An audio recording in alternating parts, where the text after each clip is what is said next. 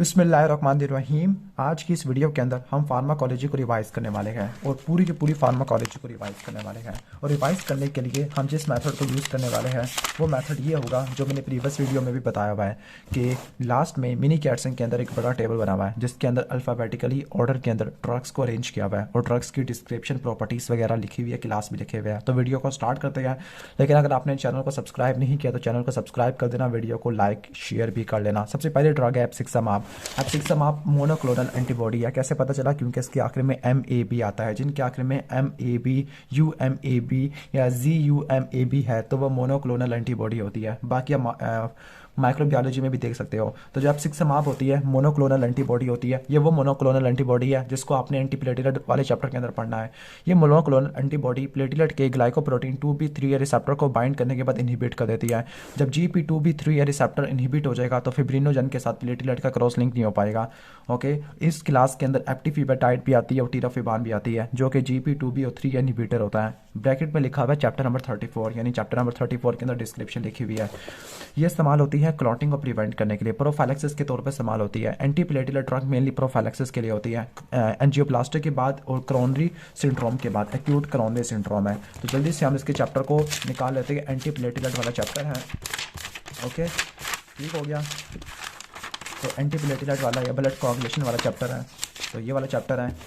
Okay, तो इसमें एप्सिक्सामाब है, GP2B3 इनहिबिटर होती है, एप्टिफिबेटाइड है और टिरोफिबान होती है। ADP एंटागोनिस्ट के अंदर क्लोपिडेग्रेल है, टिक्लोपिडीन है, प्रेसोग्रेल है, टिकाग्रेलोर है। जबकि फॉस्फोडाइस्ट्रेस इनहिबिटर और एडिनोसिन अपटेक इनहिबिटर के अंदर डाइपिरिडामोल और सिलास्टोल आ जाएगा। लास्ट ड्रग को भूल गया, वो है एस्पिरिन जो कि non steroidal anti inflammatory drug होती है। एग्जाम में कभी कभार इनकी क्लिनिकल एप्लीकेशन पूछी जाती है। लाइक एस्पिरिन उस बंदे के अंदर इस्तेमाल की जाती है जिसको पहले कभी हार्ट अटैक आ चुका है। मजीद हार्ट अटैक को प्रिवेंट करने के लिए, मायोकार्डियल इंफार्क्शन को प्रिवेंट करने के लिए इस्तेमाल होती है।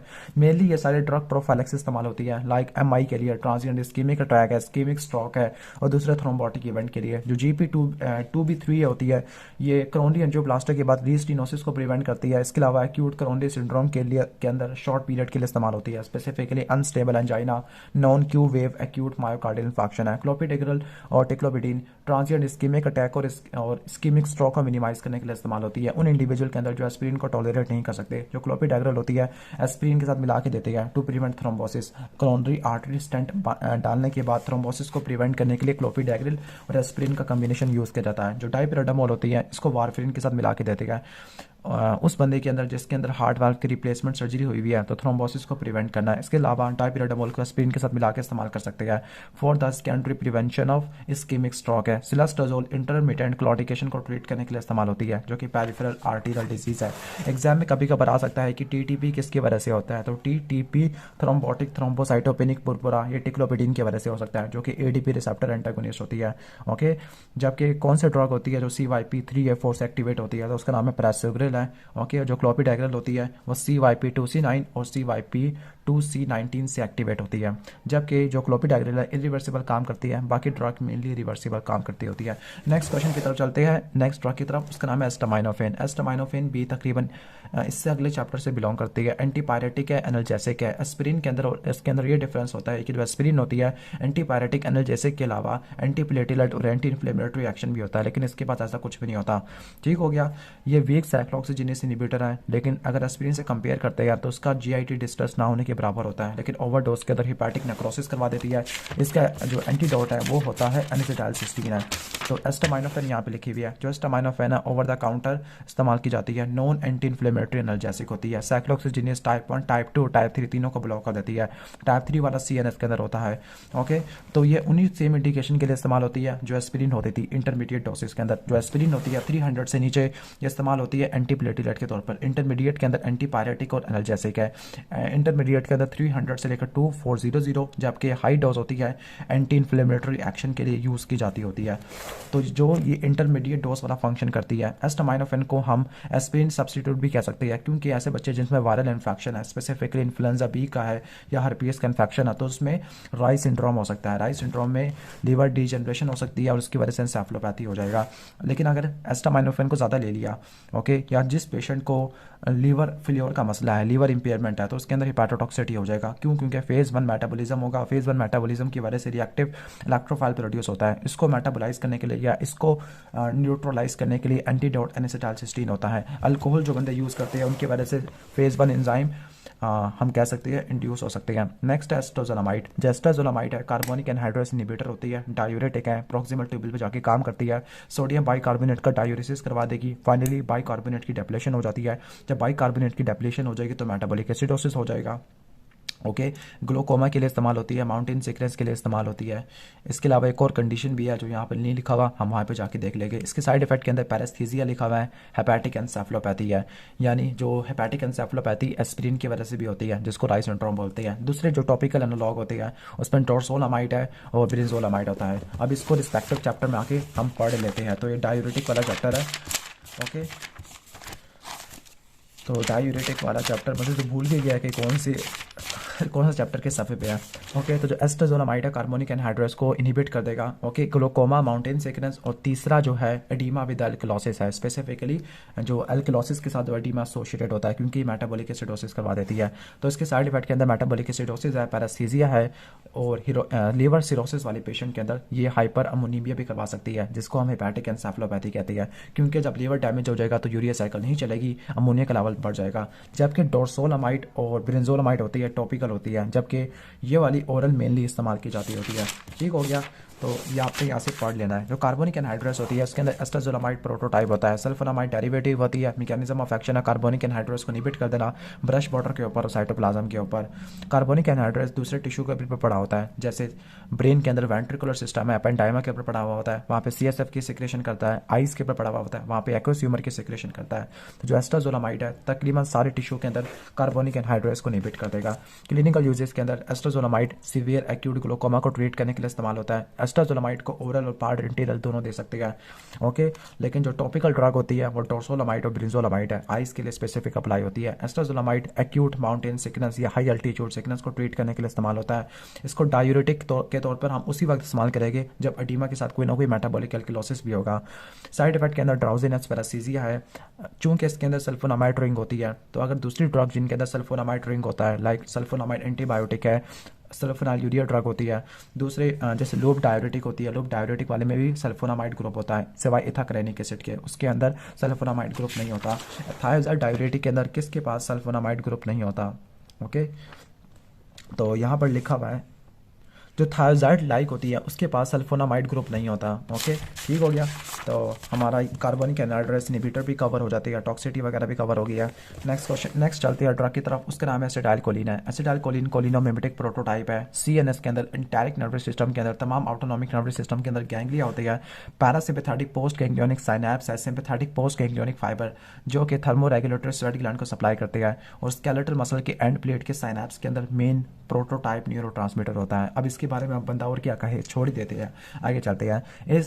एसाइक्लोविर एंटीवायरल ड्रग है, एंटी हर्पीज ड्रग कह सकते हैं। हर्पीज सिम्प्लेक्स वायरस के अंदर, वेरिसिला जोस्टर वायरस के अंदर डीएनए के सिंथेसिस को ब्लॉक कर देती है, डीएनए पॉलीमरेज को ब्लॉक कर देती है, लेकिन इसकी एक्टिवेशन वायरल थायमिडीन काइनेस से होती है। डैट मीन्स कि अगर वायरस ने इस ड्रग से बचना है तो थायमिडीन काइनेस वाले एंजाइम को ही उड़ा देना पड़ेगा। लेकिन इसका टॉक्सिटी के अंदर बिहेवियर चेंजेस है, नेफ्रोटॉक्सिटी होती है, लाइक क्रिस्टल यूरिया हो सकता है, लेकिन बोन मैरो सप्रेशन ना होने के बराबर होता है। दूसरी जो इस कैटेगरी में आती है वो है फैमसिक्लोविर, पेंसिक्लोविर और वेलासाइक्लोविर। ये इनकी हाफ लाइफ रिलेटिवली साइक्लोविर से बड़ी होती है। तो हम चलते हैं एंटीवायरल वाले चैप्टर के अंदर, और एंटीवायरल वाले चैप्टर के अंदर आपको मिल जाएगा कि हम ये है एसाइक्लोविर जिसको हम एसाइल गुआनोसिन भी बोलते हैं। ठीक हो गया, तो एसाइक्लोविर गुआनोसिन एनालॉग होती है। हर्पीज सिम्प्लेक्स टाइप 1 टाइप 2 और वेरिसिला जोस्टर वायरस के अगेंस्ट इफेक्टिव होती है, जबकि जो साइटोमेगालो वायरस है उसके अगेंस्ट जेंसिक्लोविर और वेलजेंसिक्लोविर इफेक्टिव होती है। हेपेटाइटिस बी वायरस के लिए इंटरफेरोन अल्फा, सी के अंदर भी इंटरफेरोन अल्फा, हाँ बस बी के अंदर आपने लामिबुडिन ऐड कर देना है, सी के अंदर सोफेस्बुएविर ऐड कर देना है। बाकी इन्फ्लुएंजा के लिए ओसेल्टामाविर होती है। अगर आप इस डायग्राम के अंदर आओगे तो इस डायग्राम के अंदर थायमिडीन काइनेस होता है जो इस साइक्लोविर, पेंसिक्लोविर और जेंसिक्लोविर को मोनोफॉस्फेट में कन्वर्ट करा देता है, फॉस्फोरिलेशन कर देती है। फिर इसके बाद होस्ट के काइनेस होते हैं जो उसको ट्राइफॉस्फेट में कन्वर्ट करा देती है, लेकिन ट्राइफ्लोरिडीन और सीडोफोविर ये इसको बाईपास कर देती है। सीडोफोविर और फोस्कारनेट दोनों के अंदर आती है, यानी ये एसाइक्लोविर और जेंसिक्लोविर दोनों के अंदर अल्टरनेटिव ड्रग के तौर पे काम आती है, लेकिन साइटोमेगालो वायरस के अंदर फोमिविरसिन आ जाएगा, हर्पीज सिम्प्लेक्स वायरस और वेरिसिला जोस्टर वायरस के अंदर विडारेबिन आ जाएगा। ठीक हो गया। तो हम एसाइक्लोविर को पढ़ रहे थे। ये ड्रग पहले इनिशियली एक्टिवेट होती है वायरल काइनेज से, बन जाएगा एसाइक्लोविर ट्राइफॉस्फेट। वो आगे वायरल डीएनए सिंथेसिस को ब्लॉक कर देगी। किस तरह से? सबसे पहले ये डीएनए पॉलीमरेज के लिए कॉम्पिटिटिव सबस्ट्रेट का काम करेगी और ये जब यानी डीएनए पॉलीमरेज को निपेट कर देगी। दूसरा, अगर ये डीएनए के अंदर इनकॉर्पोरेट होगी तो चेन की टर्मिनेशन करवा देगी। रेजिस्टेंस थाइमिडिन काइनेज के अंदर होती है, या तो डीएनए पॉलीमरेज के अंदर भी चेंजेस आ जाती है, लेकिन जो रेजिस्टेंस होती है वो थाइमिडिन काइनेज को उड़ा के, यानी जो वायरस होता है वो थाइमिडिन काइनेज को उड़ा देता है। ठीक हो गया। तो जो थाइमिडिन काइनेज नेगेटिव स्ट्रेन होती है वो फैमसिक्लोविर, जेंसिक्लोविर और वेलासाइक्लोविर इन सबसे रेजिस्टेंट होती है। एसाइक्लोविर को टॉपिकल, ओरल, इंट्रावेनस इन तीनों फॉर्म से हम दे सकते होते हैं। चूंकि ओरल फॉर्म में देते हैं तो उसकी हाफ लाइफ रिलेटिवली शॉर्ट होती है, तो आपको ज़्यादा देना पड़ता है। रीनल एक्सक्रीशन मेजर रूट होती है और रीनल इंपेयरमेंट वाले पेशेंट के अंदर डोज को कम करना पड़ता है। जो ओरल एसाइक्लोविर होती है म्यूकोकुटेनियस और जेनिटल हर्पीस को ट्रीट करने के लिए इस्तेमाल होती है। इसके अलावा एड्स वाले पेशेंट के अंदर हर्पीस को प्रोफाइलेक्सली ट्रीट करने के लिए, प्रोफाइलेक्टिकली। ठीक है, ओके। जो ओरल ड्रग होती है वो जीआईटी डिस्ट्रेस करवा सकती है, हेडेक करवा सकती है। अब आ रही है इंट्रावीनस की। जो इंट्रावीनस एडमिनिस्ट्रेशन होती है सीवियर हर्पीस के लिए, स्पेसिफिकली एंसेफलाइटिस के लिए इस्तेमाल होती है। जो टेम्पोरल लोब एंसेफलाइटिस होती है हर्पीस सिम्प्लेक्स टाइप 1 के लिए होती है, और इसके अलावा न्यूनेटल इसके लिए इस्तेमाल हो जाती है। ठीक हो गया, इंट्रावीनस वगैरह। लेकिन इंट्रावीनसली डिलीरियम हो सकता है, ट्रेमर हो सकती है, सीजर्स वगैरह हो सकती है, हाइपोटेंशन हो सकता है, नेफ्रोटॉक्सिटी हो सकती है। नेफ्रोटॉक्सिटी के अंदर वहाँ पे लिखा हुआ था क्रिस्टल यूरिया। दूसरी ड्रग के अंदर वेलसाइक्लोविर है, पेंसिक्लोविर होती है, ओके, फैमसिक्लोविर होती है और डोकोसोनॉल होती है। डोकोसोनॉल होती है एलिफैटिक अल्कोहल है, जो कि हर्पीस सिम्प्लेक्स वायरस के और प्लाज्मा मेम्ब्रेन के इन्वेलप को फ्यूज नहीं होने देती, यानी वायरस की एंट्री को मिनिमाइज कर देती है, टॉपिकली अप्लाई करते हैं और हीलिंग टाइम को शॉर्ट कर देती है। नेक्स्ट ड्रग की तरफ चलते हैं, उसका नाम है एडिनोसिन। एडिनोसिन मिसलेनियस एंटीरिथमिक कैटेगरी से बिलोंग करते हैं। पार एंटीरली देते हैं, एवी नोट टिश्यू को हाइपरपोलराइज कर देगा, जिसकी वजह से कंडक्शन ब्लॉक हो जाएगी। 10 से लेकर 15 सेकंड तक ये काम करती है, इतना ज़्यादा शॉर्ट है। तो ये नोडल री एंट्री एरिथमिया को ट्रीट करने के लिए इस्तेमाल होती है। टॉक्सिटी के अंदर फ्लशिंग हो सकती है, चेस्ट पेन हो सकता है, हाइपोटेंशन है, क्योंकि जब हाइपोटेंशन होती है असल में ये वेजोडाइलेटर है, तो फ्लशिंग होगी वेजोडाइलेशन की वजह से, वेजोडाइलेशन की वजह से हाइपोटेंशन होती है। हाइपोटेंशन को ओवरकम करने के लिए बैरो रिसेप्टर रिफ्लेक्स चलता है, वो टैकीकार्डिया करवा देगा। टैकीकार्डिया की वजह से हार्ट के ऊपर लोड बढ़ जाता है और चेस्ट पेन हो जाएगा। तो इसको देख लेते हैं हम। इसको देखने के लिए आपको आना पड़ेगा एंटीरिथमिक वाले चैप्टर के अंदर। ओके, ठीक हो गया। तो ये आगे एंटीरिथमिक है। जो एडिनोसिन होती है बॉडी का नॉर्मल कंपोनेंट होती है, लेकिन जब इसको हाई डोज में देते हैं तकरीबन 6 से लेकर 12 milligram as a form of intravenous bolus, तो ये ड्रग एवी नोट के ऊपर कंडक्शन को ब्लॉक कर देती है, हाइपरपोलराइज कर देती है। और हाइपरपोलराइज भी किस तरह से करती है? पोटेशियम के करंट को बढ़ा देती है, ओके, और कैल्शियम के करंट को कम कर देती है। तो ये एवी नोडल एरिथमिया को ट्रीट करने के लिए इस्तेमाल होती है। तो जो सुप्रावेंटिकुलर होते हैं, जो एवी नोट का एरिथमिया होता है, उसको मिनिमाइज करने के लिए हम एडिनोसिन देते हैं, लेकिन इसका काफ़ी ज़्यादा शॉर्ट ड्यूरेशन है, 15 सेकंड के लिए। और टॉक्सिटी के अंदर फ्लशिंग है, हाइपोटेंशन है, ओके, ट्रांजिएंट चेस्ट पेन और डिस्निया वगैरह भी हो सकता है। पोटेशियम आयन है, जो पोटेशियम होता है एक्टोपिक पेसमेकर को डिप्रेस कर देता है, स्पेसिफिकली वो पेसमेकर जो कि डिजिटालिस टॉक्सिटी की वजह से एक्टिवेट होना शुरू हो गए थे। अब हाइपोकलीमिया की वजह से एरिथमिया काफ़ी ज़्यादा होना शुरू हो जाती है। स्पेसिफिकली आपको पता है कि हाइपोकलीमिया, हाइपोमैग्नीसीमिया और हाइपरकैल्सीमिया डिजिटालिस की टॉक्सिटी को प्रेसिपिटेट कर देती है, लेकिन जो ज़्यादा पोटेशियम लेवल होता है तो वो कंडक्शन को डिप्रेस कर देगा और री एंट्री एरिथमिया करा देगा। और री एंट्री एरिथमिया को ट्रीट करने के लिए एडिनोसिन यूज़ करती है। जो मैग्नीशियम होती है ये सिर्फ एक ही एरिथमिया को ट्रीट करने के लिए इस्तेमाल होती है। पहला यानी मेनली वो टॉर्सोडीज डी पॉइंटिस होता है, और रोनालोजिन और इवेब्रेडिन होती है, या मेनली जायना के अंदर इस्तेमाल होती है। कभी कभार आपसे पूछ लिया जाता है कि वो कौन सी नॉन फार्माकोलॉजिकल स्ट्रेटजीज होती है जो एरिथमिया को ट्रीट करने के लिए इस्तेमाल होती है। तो जो नॉन फार्माकोलॉजिकल है, ड्रग्स के अलावा जो ट्रीटमेंट होता है उसमें एक्सटर्नल डिफिब्रिलेशन है, इम्प्लांटेड डिफिब्रिलेशन है, पेस मेकर लगा सकते हैं, या फिर अरिथमोजेनिक फोकाई को हम एब्लेट कर सकते हैं रेडियो फ्रीक्वेंसी से। ओके, नेक्स्ट चलते हैं ड्रग की तरफ। उसका नाम है एल्बुटिरोल। जो एल्बुटिरोल होती है प्रोटोटाइप होती है, रैपिड एक्टिंग है, शॉर्ट एक्टिव बीटा 2 एगोनिस्ट है, जिसको साबा कहते हैं। मेनली एक्यूट एस्थमा के अंदर इस्तेमाल होती है। टॉक्सिटी के अंदर टैकीकार्डिया, एरिथमिया हो सकता है, ट्रेमर्स हो सकते हैं। इसके अलावा एटिया निमोनिक होता है। मेटाप्रोटिनोल, टर्ब्यूटेलिन, लॉन्ग एक्टिंग के अंदर फॉर्मेटिरोल, साल्मेटिरोल आ जाता है, इंडाकेटिरोल, विलेंटिरोल। जो इंडाकेटिरोल और विलेंटिरोल होता है सीओपीडी के लिए, लेकिन जो फॉर्मेटिरोल और साल्मेटिरोल है प्रोफाइलेक्सिस के लिए इस्तेमाल होता है एस्थमा के अंदर। इसके बाद एलेंट्रोनेट है। एलेंट्रोनेट बिसफॉस्फोनेट होती है, ओके। तो अगर क्रॉनिक ट्रीटमेंट करते हैं लो डोजेस से, तो लो डोजेस के अंदर ये बोन की मिनरल डेंसिटी को बढ़ा देती है। बिसफॉस्फोनेट है, यानी आपने इसको बोन मिनरल होम्योस्टेसिस वाले चैप्टर के अंदर पढ़ना है। बोन की मिनरल डेंसिटी को बढ़ा देती है और फ्रैक्चर को मिनिमाइज कर देती है। लेकिन जब हायर डोज होती है तो ये सीरम कैल्शियम को मिनिमाइज कर सकती है। ऑस्टियोपोरोसिस को ट्रीट करने के लिए इस्तेमाल करते हैं। इसके अलावा पेजर डिजीज और बोन का कोई कैंसर है तो इस केस में हाइपर कैल्सीमिया को ट्रीट करने के लिए इस्तेमाल होती है। लेकिन इसकी साइड इफेक्ट ये है कि जब लो डोजेस के अंदर ये बोन मिनरल डेंसिटी को बढ़ाती थी, इस केस में इसोफेजियल इरिटेशन हो सकती है और हाई डोजेस के अंदर जॉ की ऑस्टियोनेक्रोसिस हो सकती है या रीनल डिसफंक्शन वगैरह हो सकता है। दूसरे बिसफॉस्फोनेट के अंदर एटीट्रोनेट है, पैमिट्रोनेट है और एसिट्रोनेट होता है। नेक्स्ट है एलिस्करिन।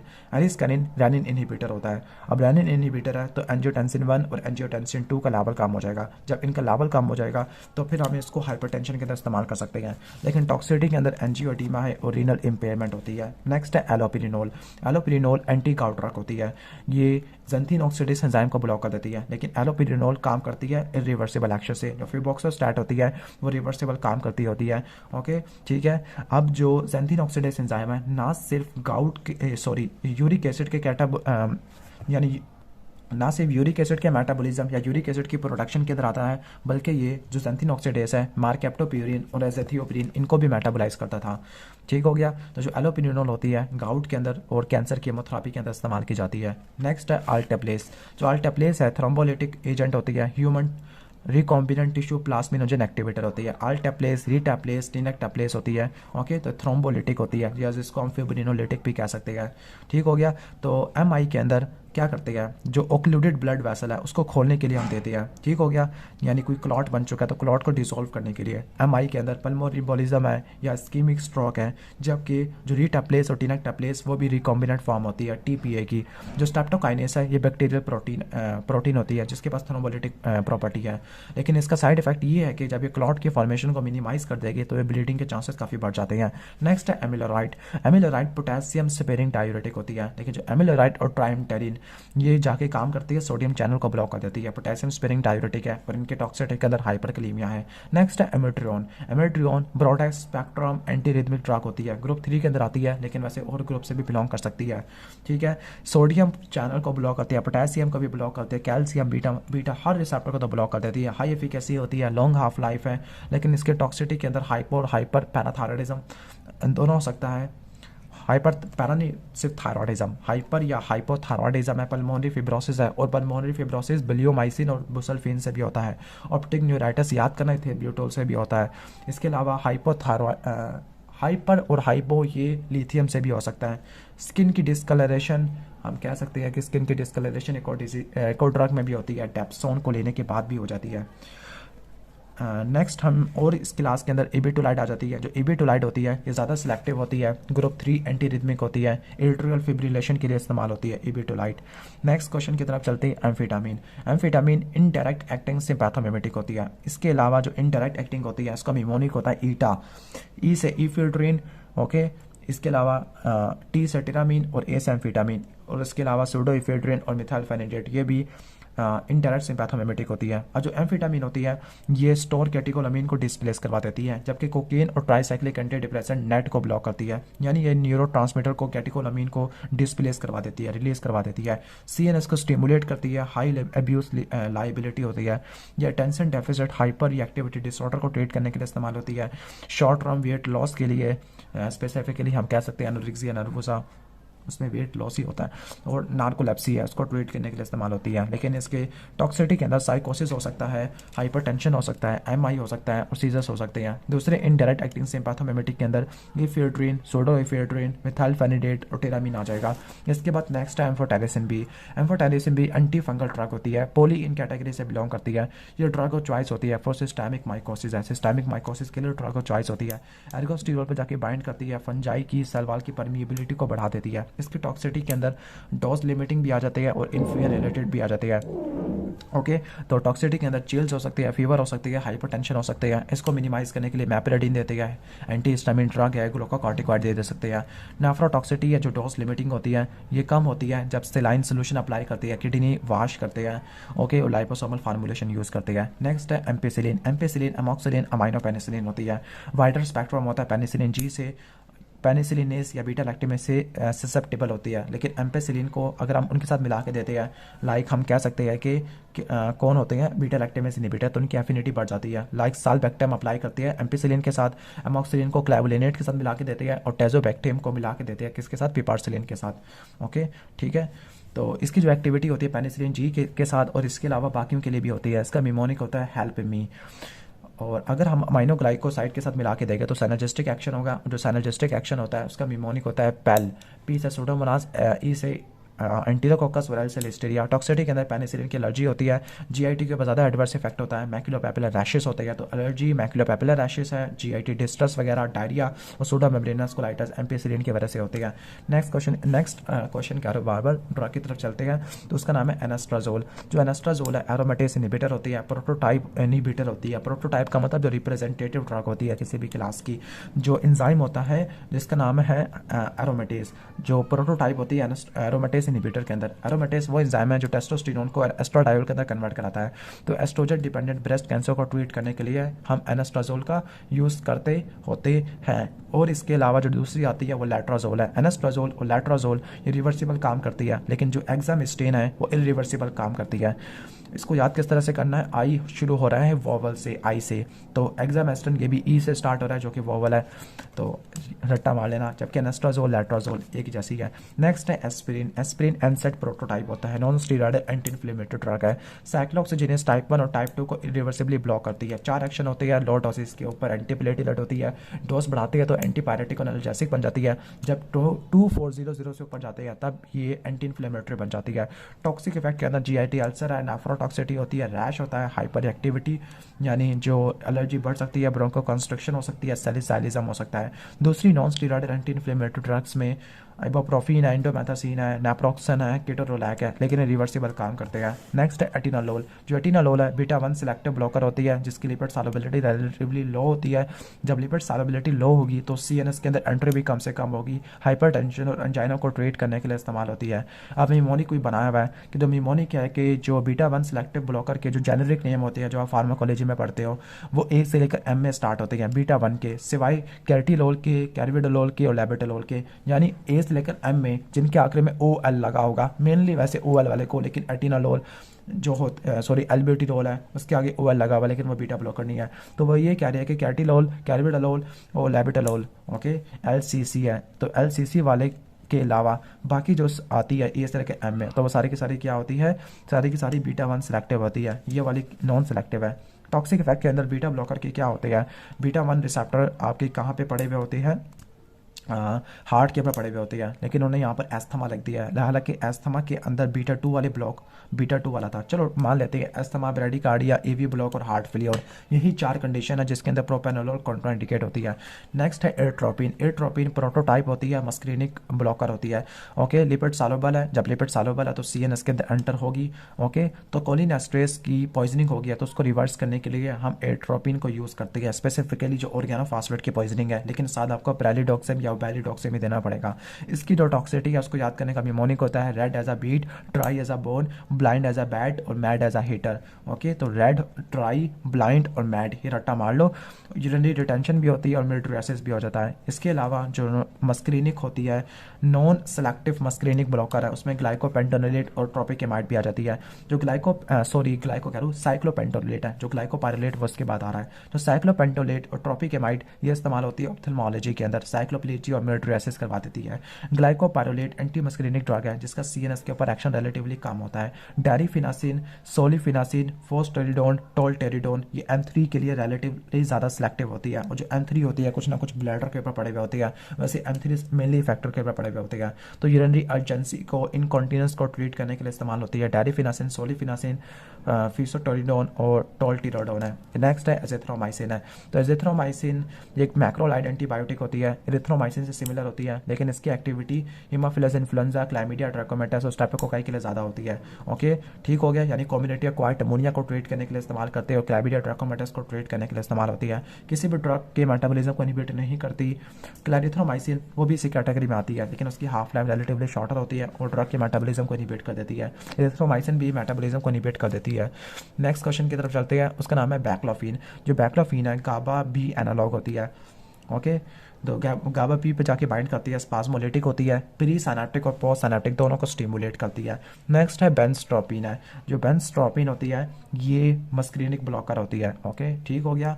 और ये मस्क्रीनिक ब्लॉकर वो होती है जो सीएनएस में जाके काम करती है, पार्किंसन को ट्रीट करने के लिए हम इसको देते हैं। Central acting anti muscarinic prototype होती है, लेकिन इसकी टॉक्सिटी ये है कि कुछ ज़्यादा एंटी मस्क्रीनिक इफेक्ट शो कर देती है। बोचुलिनम है।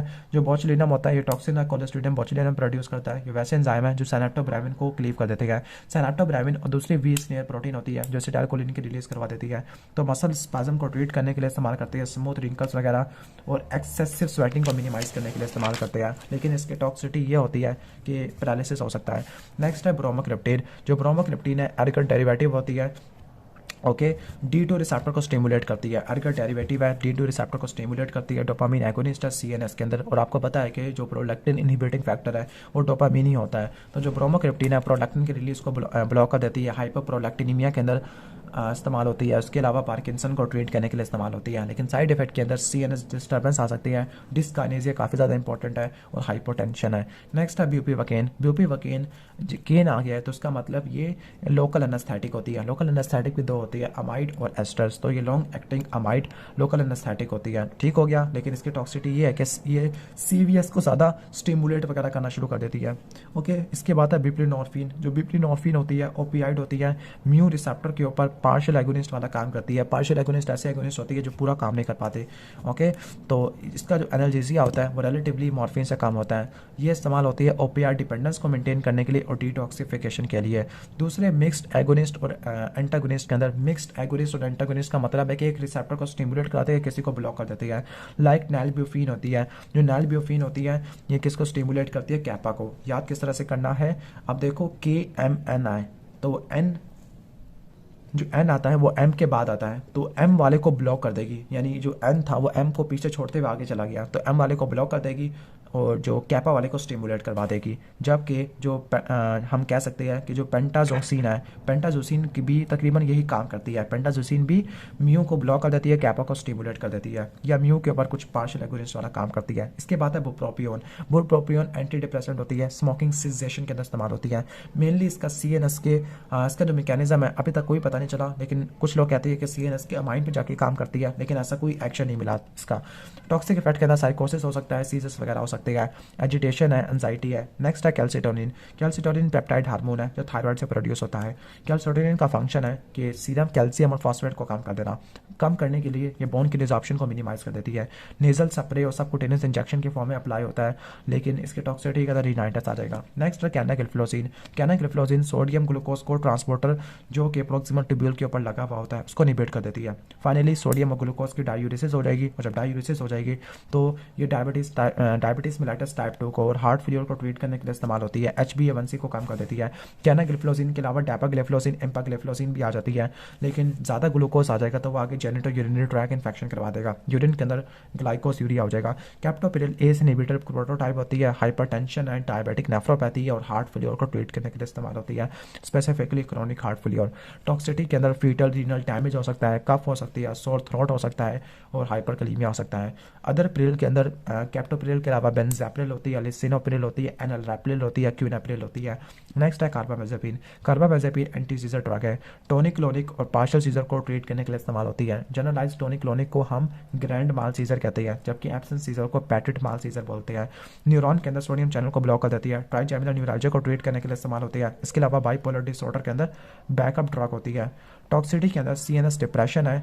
मेन इंपॉर्टेंट ये है कि टीराटोजन होती है और लीवर के मेटाबोलाइजिंग एंजाइम को इंड्यूस कर देती है। नेक्स्ट है कैरबिडालोल। जो कैरबिडालोल है ये बीटा ब्लॉकर है, लेकिन बीटा के अलावा अल्फा रिसेप्टर को भी ब्लॉक कर देती है, तो हम सिंपल इसको एड्रेनोसेप्टर ब्लॉकर कहते हैं। रेसमिक मिक्सचर होती है, एक isomer non selective beta blocker है, जो दूसरा होता है वो अल्फा 1 ब्लॉकर होता है। हाइपरटेंशन के लिए इस्तेमाल होती है। हार्ट फेलियर के पेशेंट के अंदर सर्वाइवल को बढ़ा देती है, मोर्टेलिटी को, मॉर्बिडिटी को कम कर देती है। लेकिन इसके टॉक्सिक इफेक्ट के अंदर ये है कि अस्थमा और सीवियस डिप्रेशन हो सकता है।